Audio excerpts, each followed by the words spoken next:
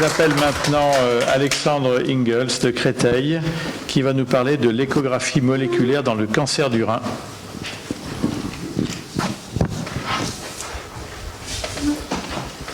Bonjour à tous, merci de votre invitation. Donc, je vais vous parler aujourd'hui de l'échographie moléculaire dans le cancer du rein, qui est la dernière partie des travaux de ma thèse de sciences que j'ai défendue en décembre de l'année dernière et que j'ai faite au laboratoire IR4M à l'Institut Gustave Roussy. Donc, je suis Alexandre Engel, je travaille comme urologue à l'hôpital Mont-d'Or, qui fait partie de la PHP.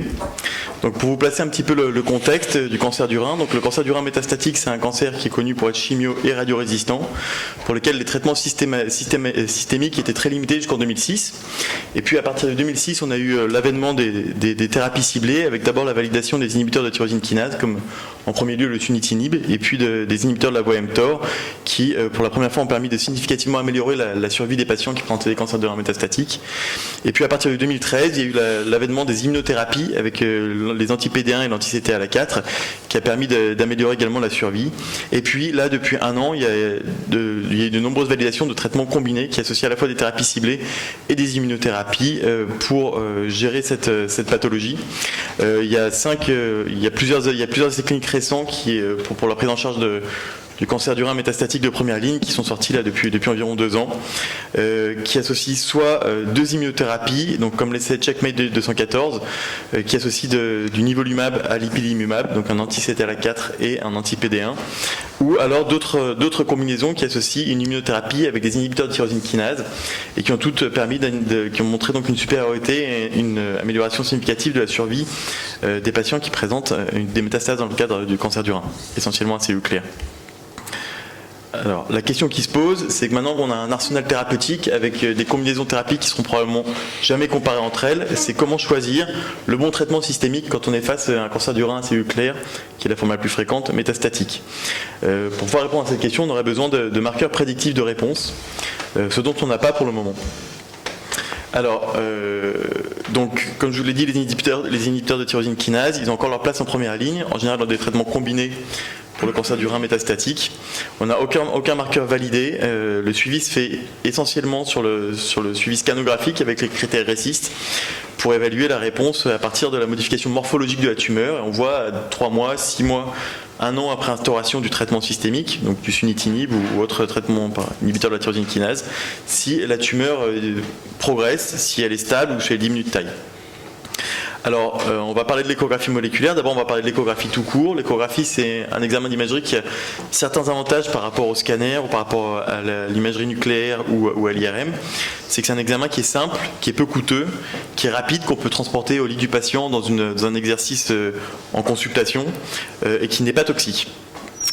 Il y a un intérêt démontré déjà de l'échographie de contraste dans le suivi du cancer du rein chez les patients qui sont sunitinib. Donc le fait d'injecter des microbules, qui est l'agent de contraste de l'échographie, on a montré que la prise de contraste était prédictive de la réponse au sunitinib chez ces patients-là.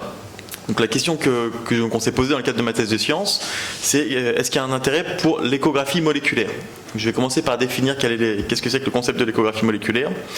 Le principe de l'échographie moléculaire, c'est au lieu d'injecter simplement des microbules, qui est l'agent de contraste de l'échographie, pour essayer d'évaluer le rehaussement intratumoral en imagerie, on va injecter des microbules, mais qui seront couplés à des anticorps qui vont cibler des marqueurs qui sont exprimés à la surface de l'endothélium vasculaire de la tumeur. Donc ces microbules vont circuler à l'intérieur du réseau sanguin du patient. Et puis, comme il y a des anticorps qui sont à leur surface, un certain nombre de ces microbules vont s'attacher spécifiquement sur la cible qui est exprimée sur l'endothélium de ces vaisseaux, ce qui va augmenter le rehaussement de la tumeur. Donc le principe, c'est qu'on suit la tumeur en imagerie par échographie en continu, on injecte le produit de contraste pendant 10 minutes. Au bout de 10 minutes, on considère que c'est un temps suffisant pour que les microbules qui sont avec leurs anticorps s'attachent à la surface de l'épithélium. Au bout de 10 minutes, on fait ce qu'on appelle un burst. Donc c'est un signal qui va détruire toutes les microbules qui seront dans le champ d'étude. Et puis on va mesurer le rehaussement qui correspond cette fois-ci pas aux microbules qui sont attachées à la surface de l'endothélium parce que celles-ci seront détruites, mais simplement aux microbules circulantes. Et donc c'est la différence entre le signal avant et après le burst qui nous permet d'estimer la quantité de microbules qui étaient attachées à notre cible qui est exprimée à la surface de l'endothélium. Et donc en fait cette technique d'imagerie qui est finalement assez simple en pratique permet d'avoir une évaluation de l'expression d'un marqueur de la tumeur en imagerie. Donc ici voilà comment ça se passe en pratique. Donc ça c'est dans le modèle que je vais vous décrire secondairement, qu'on a fait dans le cadre de ma thèse.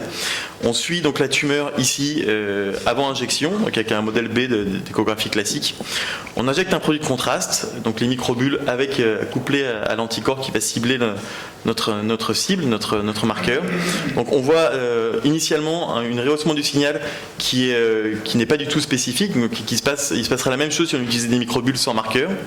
Et puis on continue à suivre pendant 10 minutes l'expression de ce signal qu'on enregistre.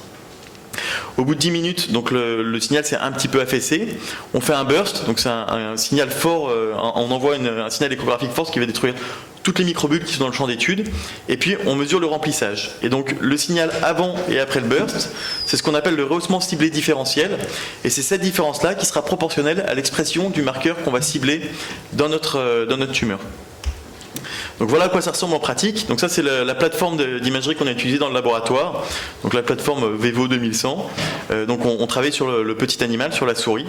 Et donc ce que je vous expliquais, c'est des microbules sur lesquels on arrive à fixer des anticorps par un complexe biotine-streptavidine.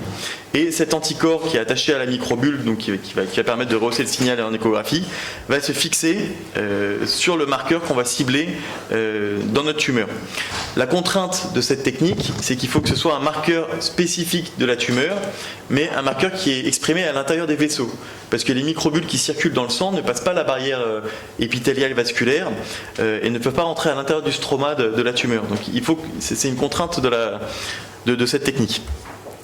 Donc, quel marqueur on a décidé d'explorer pour notre projet de recherche? 2 marqueurs. Le VEGFR1, qui est une cible connue des inhibiteurs de tyrosine kinase, qui a un rôle documenté dans la néoangiogenèse, qui n'a encore jamais été exploré en imagerie moléculaire, contrairement au corollaire, le VEGFR2, qui a déjà eu des applications cliniques dont je pourrais parler secondairement, notamment dans la tumeur du sein, de l'ovaire et de la prostate.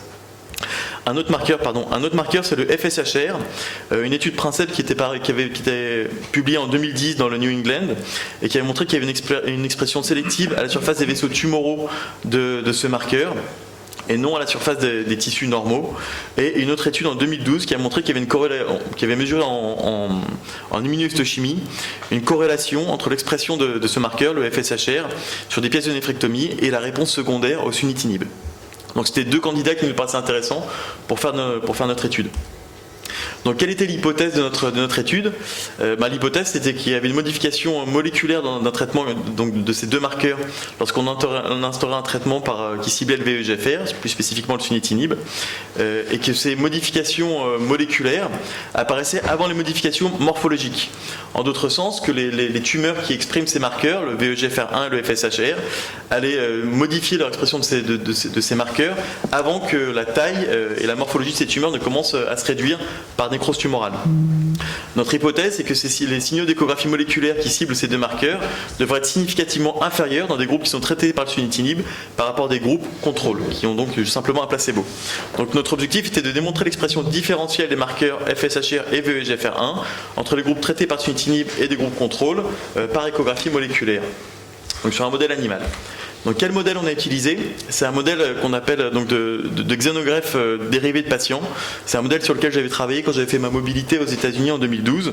Le principe est de récupérer des tumeurs de patients qui sont opérés de néphrectomie, donc plutôt des tumeurs agressives, parce qu'on avait montré qu'il y avait un plus fort, des meilleurs résultats en termes de greffe quand c'était des tumeurs plus agressives. On récupère les tumeurs au bloc opératoire, on récupère une carotte dans la pièce de tumeurs fraîches immédiatement après intervention, qu'on va sectionner dans un appareil spécifique en tranche de 300 microns qu'on va implanter sous la capsule rénale des souris immunodéprimées. Donc c'est un modèle qui prend de nombreux avantages. Le premier intérêt de ce modèle, c'est que contrairement aux autres modèles de xénogreffe, il y a un taux de greffe qui est élevé, qui est dans notre série autour de 85%, donc assez rentable. C'est des cohortes qui sont homogènes parce qu'on peut faire des cohortes de 10, 15, 20 souris qui ont toutes la même tumeur, ce qui permettra de les randomiser en 2 groupes et de pouvoir comparer les réponses. Il y a un intérêt encore plus important pour cette étude spécifiquement, c'est qu'on a démontré dans la validation de ce modèle que le phénotype vasculaire humain était préservé à l'intérieur de ces greffes. C'est-à-dire que quand on prend du tissu tumoral humain, on greffe tout le tissu dans la souris, et quand on sacrifie la souris après et qu'on analyse les vaisseaux qui sont à l'intérieur de cette tumeur, on se rend compte que c'est encore des vaisseaux humains qui se sont multipliés à l'intérieur de la tumeur. Ce n'est pas les vaisseaux de la souris qui ont colonisé cette tumeur. Donc c'est particulièrement intéressant quand on veut étudier justement la microvascularisation de cette tumeur en échographie moléculaire. Donc notre protocole, on greffait une cohorte de souris à partir d'une tumeur souche, qu'on suivait ensuite par échographie et IRM jusqu'au moment où on pouvait mesurer le volume tumoral, donc la prise de greffe dans les souris.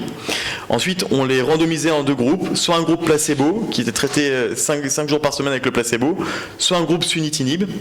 On faisait une IRM initiale pour avoir une estimation précise du volume tumoral, une échographie à la fois moléculaire avec le VEGFR et FSHR, mais aussi avec des microbules non ciblées à J0, J7, J14, J28 après l'instauration du traitement, une IRM de clôture pour pouvoir avoir une nouvelle estimation précise du volume tumoral avant sacrifice des souris, et puis le sacrifice des souris.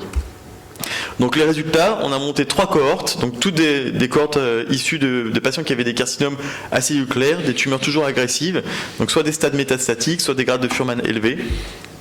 Il y avait 12, 4 et 7 souris entre les 3 cohortes. On a montré qu'il y avait un taux de croissance plus élevé dans le groupe contrôle que dans le groupe sunitinib. Donc la croissance tumorale qui est estimée simplement avec les valeurs d'imagerie, donc l'augmentation du volume tumoral sur les cas de saisie de volume sur les imageries longitudinales. Donc une différence significative globale entre le groupe contrôle et le groupe sunitinib. Voilà, c'est ce qu'on voit ici. Donc vous voyez ici que les courbes en rouge, ça correspond aux souris qui avaient du placebo, et les courbes en bleu, c'est les souris qui avaient du sunitinib. Et donc les tumeurs croissaient plus lentement dans le groupe qui avait du sunitinib. Donc ça, c'est pas une surprise pour le moment. Donc ça, c'était une estimation à partir d'un modèle exponentiel qui est une modélisation classique d'évolution tumorale. Alors, les résultats spécifiques de notre étude, c'est là que c'est intéressant. On a montré que quand on s'intéressait aux critères RECIST, donc l'évolution morphologique des tumeurs entre le groupe qui avait du sunitinib et le groupe qui avait du placebo, sur les 28 jours de notre étude, il n'y avait aucune tumeur qui avait vraiment diminué de taille. On voyait que le sunitinib permettait de ralentir la croissance, mais c'était des délais qui étaient trop courts pour qu'il y ait véritablement une diminution de la taille tumorale. Il n'y avait pas de différence significative entre les deux groupes, quand on utilisait les microbules non ciblées, c'est-à-dire que l'expression, le rehaussement du signal n'était pas significativement différente après instauration du traitement entre les groupes qui avaient du sunitinib et les groupes qui avaient du placebo. Par contre, ce qui est intéressant ici, c'est que pour les 2 marqueurs qu'on a utilisés, tant pour le VEGFR1 et pour le FSHR, on a remarqué, alors qu'il n'y avait pas de différence initialement avant l'instauration du traitement, qu'à J7, J14 et J28 après instauration du traitement, il y avait toujours des différences significatives entre le groupe placebo et le groupe sunitinib. Donc en conclusion, on a démontré que l'échographie moléculaire avait un potentiel pour le suivi des patients métastatiques traités par inhibiteur de tyrosine kinase. Ça peut permettre une détection plus précoce que le suivi morphologique pour voir les patients qui répondent versus les patients qui ne répondent pas aux inhibiteurs de tyrosine kinase. L'intérêt actuel, c'est que comme je vous l'ai expliqué en début de présentation, il y a plusieurs combinaisons de thérapies qui existent aujourd'hui, soit de l'immunothérapie pure, soit de l'immunothérapie associée à des inhibiteurs de tyrosine kinase. Se rendre compte plus rapidement qu'un patient ne répond pas aux inhibiteurs de tyrosine kinase, ça permettra d'éviter évidemment qu'il y ait une progression tumorale, mais aussi d'éviter une morbidité liée à la toxicité des inhibiteurs de tyrosine kinase et des surcoûts inutiles liés à ces traitements qui restent encore assez coûteux. Les points forts de l'étude, c'est le modèle avec PDX, donc le xénographe issu de patients, qui est un modèle qui préserve le micro-environnement tumoral, donc ce qui est plutôt innovant par rapport aux autres études d'imagerie moléculaire qui avaient été publiées précédemment. L'innovation des marqueurs VEGFR1 et FSHR qui n'avaient jamais été évalués avant. Les limites, c'est que c'est des tailles de cohortes qui sont encore limitées, c'est une étude préclinique. Nécessité d'adapter le vecteur, donc là je vous expliquais que c'était des microbules qui associaient des anticorps avec un complexe biotine-streptavidine. Ce complexe ne peut pas être utilisé chez l'humain parce que il y a des risques de choc anaphylactique. Donc il faudrait trouver un autre moyen d'ancrer ces anticorps sur les microbules. Ça a déjà été fait pour le VEGFR2 avec un système de lipides. Donc ce serait tout à fait faisable. Ensuite, une autre limite, c'est que j'ai fait mon étude dans un plan, donc on analysait la tumeur au niveau dans la zone où la tumeur était la plus large, donc sur un plan. On sait que les tumeurs rénales sont des tumeurs qui sont très hétérogènes, donc il est possible que si on balayait sur un autre plan, l'échographie aurait été différente. C'est un problème qui peut être solvable parce que l'échographie en 3 dimensions existe aujourd'hui, donc on pourrait concevoir de faire de l'analyse d'expression sur 3 dimensions. Voilà, une application sur laquelle on est en train de travailler actuellement et sur laquelle on aimerait encadrer un Master 2, ce serait de ne plus s'intéresser au cancer du rein métastatique, mais au contraire de faire des échographies moléculaires pour les petites tumeurs rénales, essayer de voir si en faisant de l'échographie moléculaire chez les petites tumeurs rénales, on arrivait à prédire les tumeurs agressives des tumeurs non agressives, ce qui pourrait permettre d'éviter le surtraitement de néphrectomie partielle pour toutes les petites tumeurs qui sont découvertes de manière fortuite. Voilà, je vous remercie.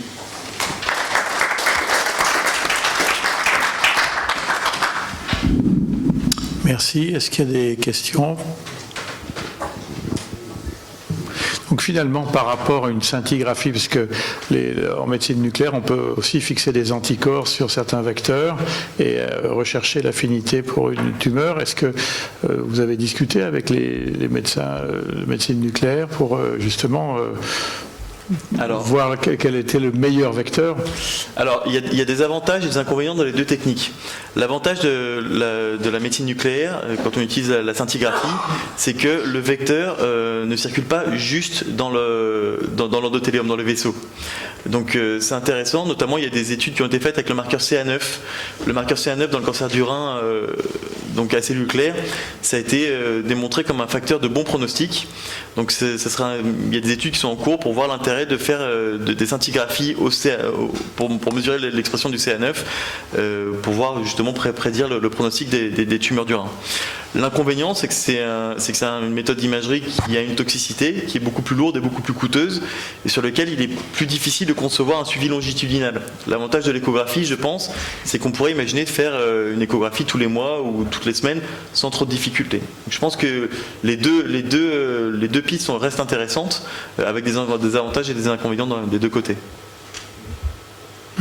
Est-ce que les anticorps sont spécifiques d'espèces? Autrement dit, chez la souris, est-ce qu'ils ne sont pas déjà, avant qu'ils arrivent dans l'endothélium de la tumeur, ils ne subissent pas une modification par le système immunitaire de la souris? Alors, il y a des marqueurs, en fait, quand on utilise les anticorps, il y a des anticorps qui peuvent être spécifiques d'une espèce et d'autres qui peuvent ne pas être spécifiques d'une espèce. Quand j'avais travaillé sur le développement du modèle que j'ai présenté, justement, on avait implanté, greffé un certain nombre de souris qu'on avait sacrifiées, et ensuite on avait analysé par immunohistochimie l'expression du CD31, du marqueur CD31, qui est un marqueur spécifique de la microvascularisation en général, et on avait fait un marquage de CD31 spécifique de l'humain et au CD31 spécifique de la souris. Et on avait montré qu'il y avait toujours une forte expression du CD31 spécifique de l'humain au sein de ces tumeurs dans ce modèle-là. Donc ça, c'est un problème qui est spécifique pour les modèles qu'on utilise.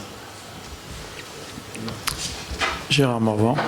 Oui. Ah, pardon, excuse-moi, non, François, je t'en prie, tu as le micro. Regarde le micro. Alexandre, bravo pour le modèle, déjà c'est une grande maîtrise de la souris et de la greffe. Et j'aimerais bien être totalement convaincu de l'avancée de cette échographie moléculaire par rapport juste à une échographie avec des microbules. Le sunitinib, c'est un antiangiogénique.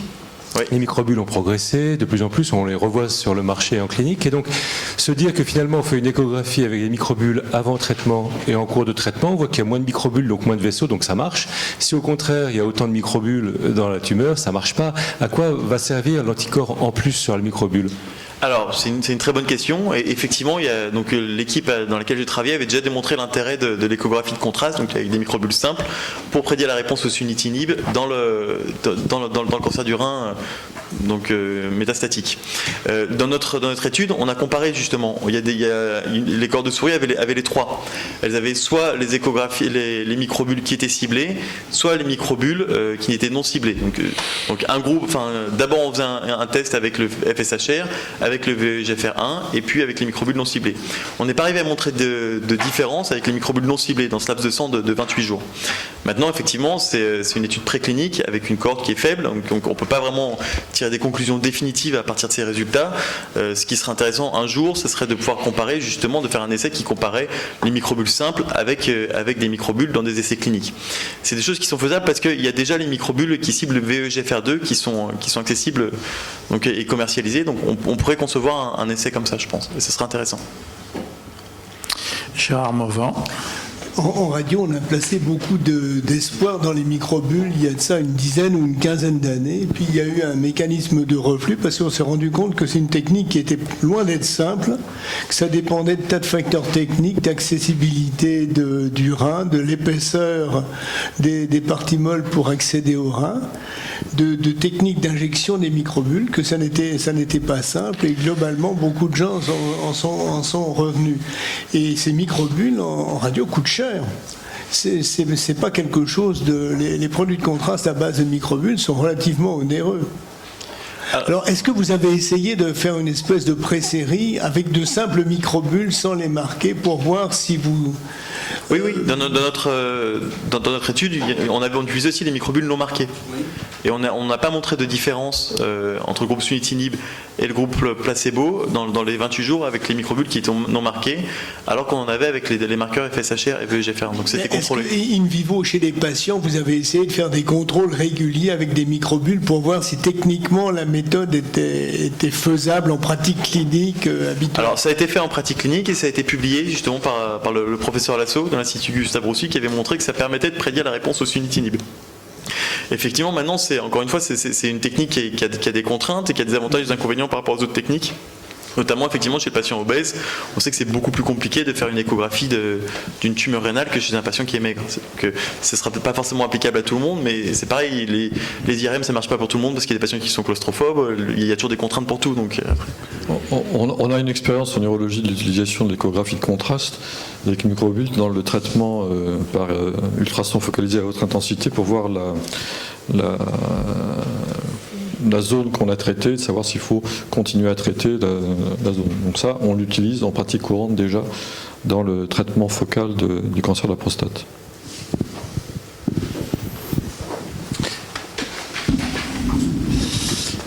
Merci. Est-ce qu'il y a d'autres questions?